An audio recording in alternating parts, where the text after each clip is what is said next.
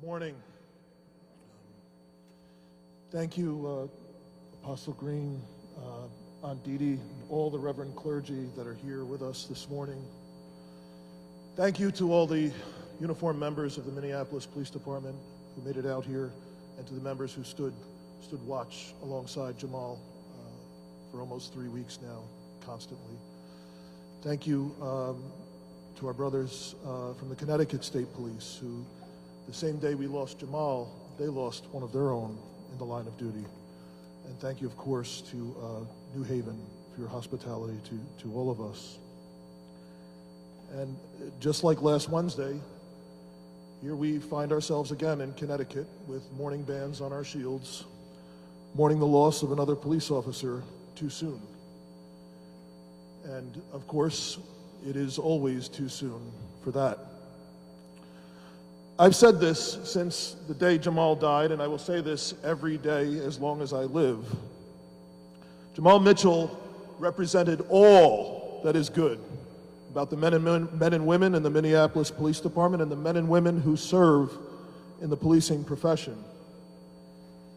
In any democracy throughout the course of human history, you have to have guardians in order for that society to thrive. And Jamal Mitchell was truly a guardian of our community. Jamal was courageous to his core. He was empathetic, and he was deeply committed to our cause, especially today. Jamal was heroic as a man until the very end. Like me, I'm from New Jersey. Jamal came to Minnesota, and I had the opportunity to swear him in as a police officer a few months after I started in Minnesota. And right as soon as he hit the street, 3 days on the job, Jamal was running into a house that was on fire, and he rescued an elderly couple that could not find their way out because of all the smoke.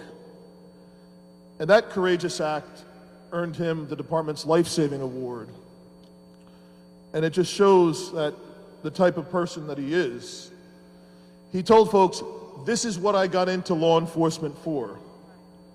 And when a reporter asked him, "Jamal, are you trained to run into burning buildings?" he said, "No, but that's what we're here for. We are here to put our lives before others." That's the kind of commitment police chiefs can only hope for in our members. It's the type of commitment that we need, especially in Minneapolis today.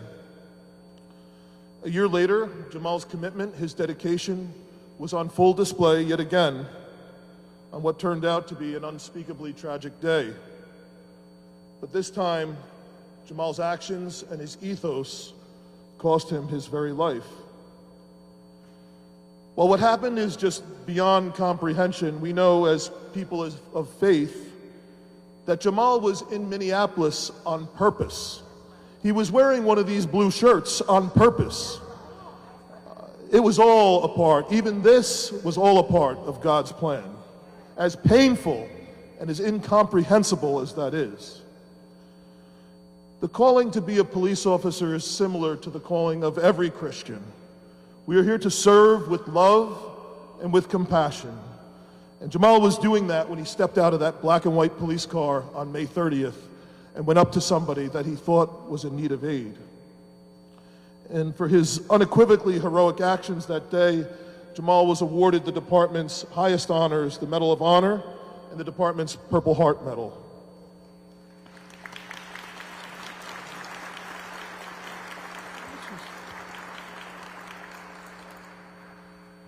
As a police officer, Jamal was faithful to the oath he swore unto death. And such is the sad fate of too many police officers these days. One day you're helping someone who is grateful and good. The next day you're confronting the evil of someone who has no respect for their own life, let alone the life of others in the community. But we know public safety is a responsibility that everyone in society shares. But the policing profession is different. People like Jamal agree to show up.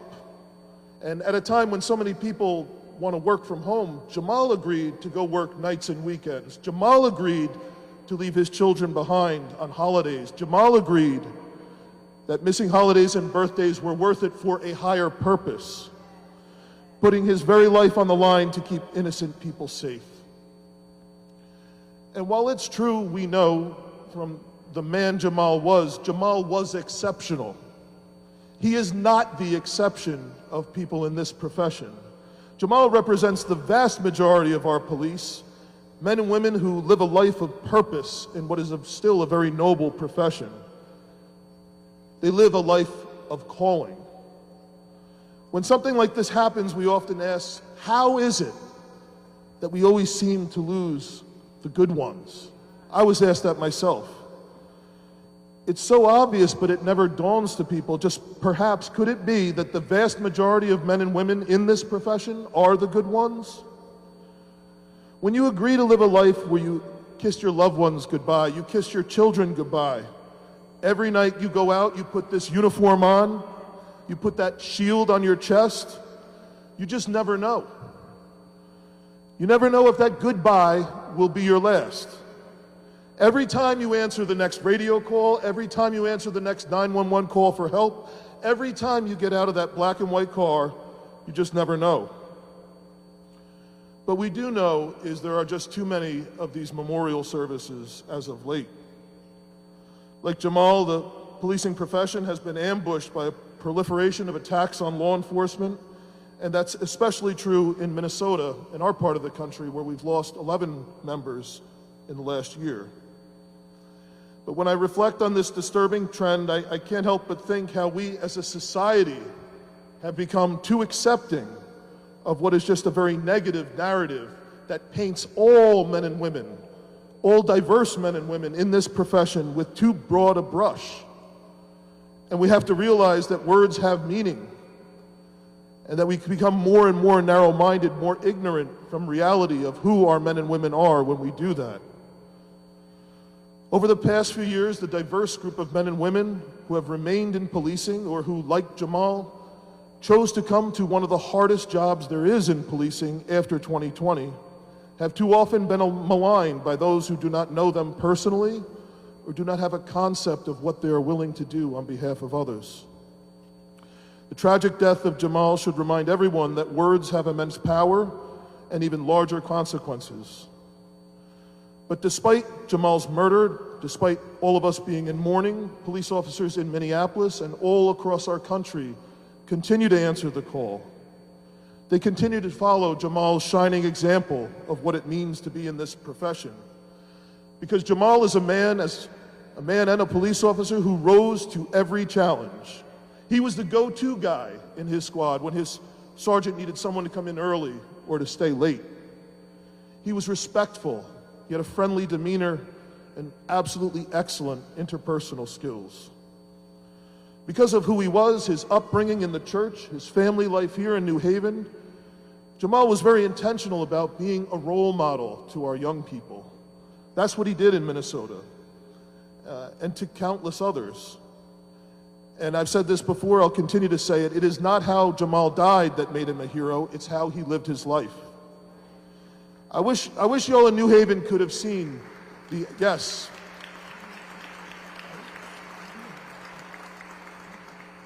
I wish you all in New Haven could have seen the outpouring of love from community that Jamal received in Minneapolis. And I'm talking about Minneapolis now, post-2020. Every day at the 5th Precinct in South Minneapolis, there were hundreds and hundreds of people who came out to offer their condolences for Jamal. And I mean, 800 to 1,000 every single day, people from all walks of life, people who were working 12, 14 hours a day would walk up, they'd go get their kids, bring flowers, they'd offer condolences, share some memories, because that's the type of person Jamal was on this job. Jamal rode around in the radio car and just waved at people. And he had hundreds of people who came, yeah, he waved at me in the car. Or I knew him because of, he said hello to me. He made me feel valued and respected. There was so much praying for Jamal that happened at that site. I spent a few nights there with folks who came, didn't even speak English for hours. They were out there. If you came by, if you don't speak Spanish, the only thing you would have understood was Jamal. Praying for hours for Jamal. And I tell you, like, so many of the visitors, they would cry or just be on the verge of tears when they'd look at that squad car that was there, and they'd see the beautiful drawings that his daughter Mason's drew of their family and expressing her love for Dad. Those of us, especially those of us who are parents, it hits especially hard, the true meaning of what has happened when you see that. One constant comment we heard there was just how outgoing and how wonderful Jamal was with young people in the community. Just from seeing them on the street or volunteering to help them and stopping to play basketball with them. As a Minneapolis police officer, Jamal was absolutely everything we could possibly have asked him to be.